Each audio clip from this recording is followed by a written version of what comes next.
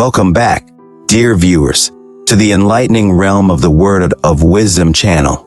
Today, we delve into one of the profound mysteries that has captivated the minds of humanity for countless generations. The question of why God created Lucifer, fully aware that he would eventually turn to evil.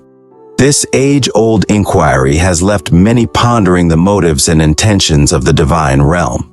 In our quest for understanding, let us explore the scriptures and seek illumination on this perplexing matter. In the sacred book of Isaiah, chapter 14, we encounter a poignant passage that unveils insights into Lucifer's fall from grace. The words echo with a lamentation for the fallen one, stating, "How you are fallen from heaven, O Lucifer, son of the morning! How you are cut down to the ground, you who weaken the nations." Isaiah 14:12. Here, we witness the initial splendor of Lucifer, who held a lofty position but ultimately succumbed to his own pride and ambition. The passage continues, revealing Lucifer's heart and intentions. "For you have said in your heart, I will ascend into heaven. I will exalt my throne above the stars of God. I will also sit on the mount of the congregation on the farthest sides of the north. I will ascend above the heights of the clouds. I will be like the Most High." Isaiah 14:13-14. These words encapsulate the essence of Lucifer's rebellion, as he aspired to usurp God's throne and elevate himself to a position of divine authority.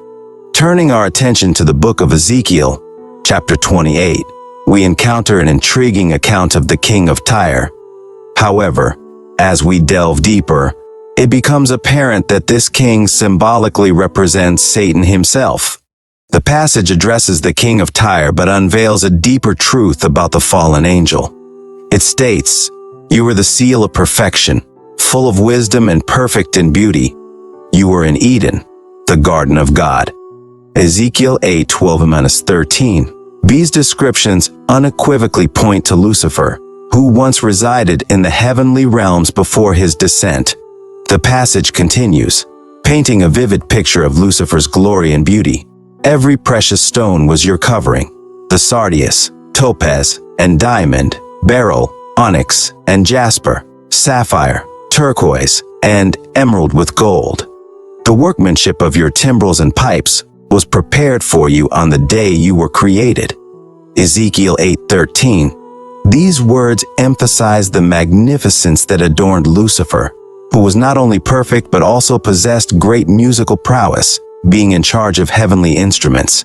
Furthermore, the passage reveals Lucifer's exalted position.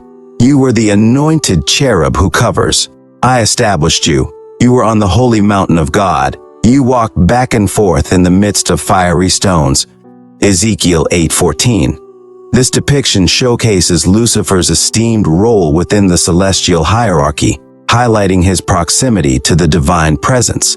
Yet, despite his unparalleled beauty, wisdom, and status, iniquity was found within Lucifer. "You were perfect in your ways from the day you were created, till iniquity was found in you." Ezekiel 8:15.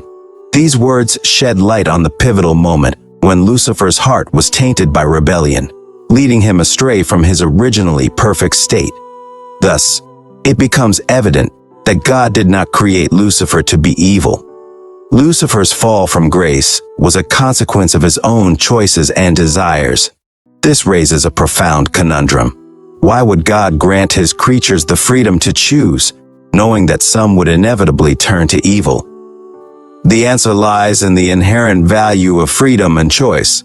Without the capacity to choose, we would be mere automatons, devoid of meaningful existence.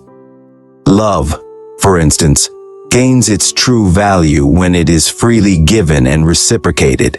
Imagine a spouse who is pre-programmed to love their partner unconditionally. While it may initially seem pleasant, ultimately, such love would be devoid of genuine meaning. True love thrives in an environment where individuals have the freedom to choose, even if it means the possibility of rejection or betrayal.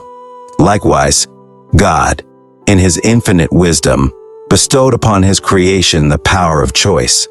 He desired a genuine relationship with his creatures, one built on love, devotion, and mutual respect.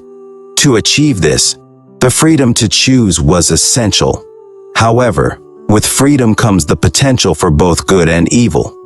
Lucifer's choice to rebel against God was a consequence of his free will, not a predetermined fate imposed by the divine.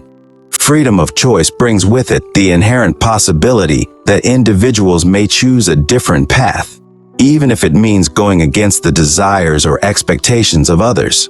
Just as a spouse may choose to go their own way, freedom of choice necessitates letting go. Forcing love upon someone diminishes its value, as genuine love cannot be compelled or caged. When Lucifer and other beings were created, they were bestowed with the gift of freedom of choice.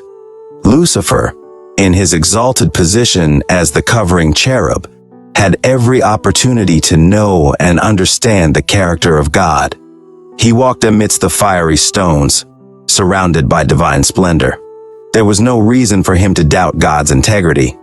However, covetousness consumed him, and he desired to be like the Most High, ultimately leading to his fall.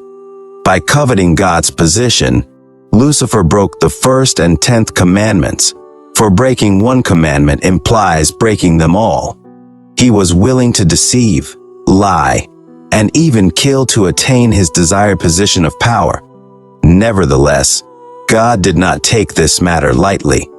He allowed Lucifer to follow his chosen path, knowing that it would lead to the deception and sin of humanity. God, in his infinite love and wisdom, took upon himself the weight of human sin, offering a way of escape through his sacrificial death. Thus, the central theme remains choice. We are called to choose whom we will serve, as stated in the Bible. The choice between righteousness and evil is ours to make.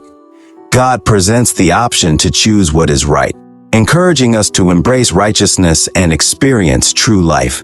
In conclusion, the enigma of why God created Lucifer, despite knowing his eventual fall, finds its resolution in the profound concept of freedom of choice. God's creation, including angels and humans, was bestowed with the capacity to choose, for without it, our existence would be robbed of purpose and significance. Love, devotion, and authentic relationships require the freedom to choose, even if it means the possibility of betrayal or rejection. Lucifer's fall from grace was not a result of God's intention to create evil, but rather stemmed from Lucifer's own pride and desire to exalt himself above God. As we ponder this profound mystery, let us embrace the wisdom and understanding that can be derived from it. May we cherish the gift of freedom and choice that allows us to forge genuine relationships with our Creator and with one another. And may we strive to use our freedom wisely, aligning our choices with love, righteousness, and the pursuit of truth.